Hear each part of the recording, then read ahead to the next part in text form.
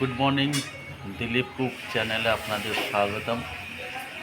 আজকে আমরা রান্না করছি কুচে মাছ। ভয় পাবেন না, ওটা কিন্তু সাপ না, ওটা মাছ। এটা খেতে খুব সুস্বাদু মাছ। এটা কিন্তু খেলে গায়ে রক্ত হয়। এটা অনেকের যাতে ক্যালসিয়াম কম কম থাকে তাদের কিন্তু খাওয়া উচিত। আর রান্না হচ্ছে গেঁড়ির তরকারি, ঝাল ঝাল করে গেঁড়ির তরকারি রান্না হবে। ভিডিওটা কমপ্লিট করি, আপনাদের দেখাবো। কড়াইটা গরম হয়ে গেছে, সর্ষের তেল দিলাম কড়াইতে। তেলটা গরম হয়ে যাবে, তারপরে পেঁয়াজ দেবো।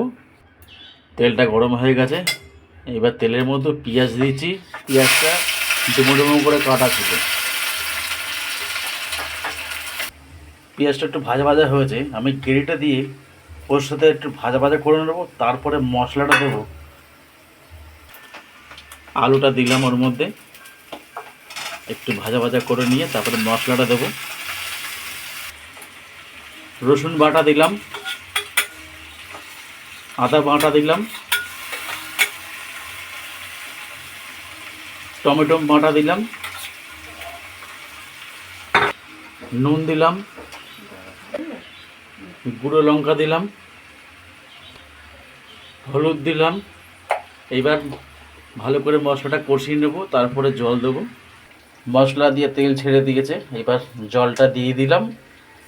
কিছুক্ষণ নাড়াচাড়া করে নিয়ে এটা ফুটলে ঘামাখা ঘামাখা হবে, তারপরে নামিয়ে নেব। কুচে মাছটা ভাজবো, তেল দিলাম ওতে কড়াইতে। তেলটা গরম হয়েছে, মাছগুলো ছেড়ে দিলাম, মাছগুলো ভেজে নেবো। এবার মাছের ওই তেলের মধ্যে সব মশলা দিয়ে দিচ্ছি। আদা বাটা, রসুন বাটা, পেঁয়াজ বাটা, জিরে বাটা, টমেটো বাটা সব দিয়ে দিলাম একবারে। মশলাটা ভালো করে ভাজা ভাজা হবে, হওয়ার পর মাছগুলো আলুগুলো ছেড়ে দেবো।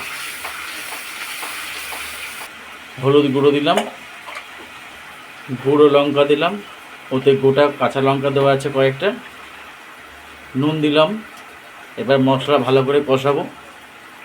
মশলাটা ভালোভাবে কষানো হয়ে গেছে, তেল ছেড়ে দিয়েছে। এবার আলুটা দেবো, দিয়ে কিছুক্ষণ নাড়াচাড়া করে জল দিয়ে ফোটাবো, তারপরে মাছগুলো ছেড়ে দেবো। আলুটা কষানো হয়ে গেছে মশলার সাথে, এবার জল দিয়ে দিলাম।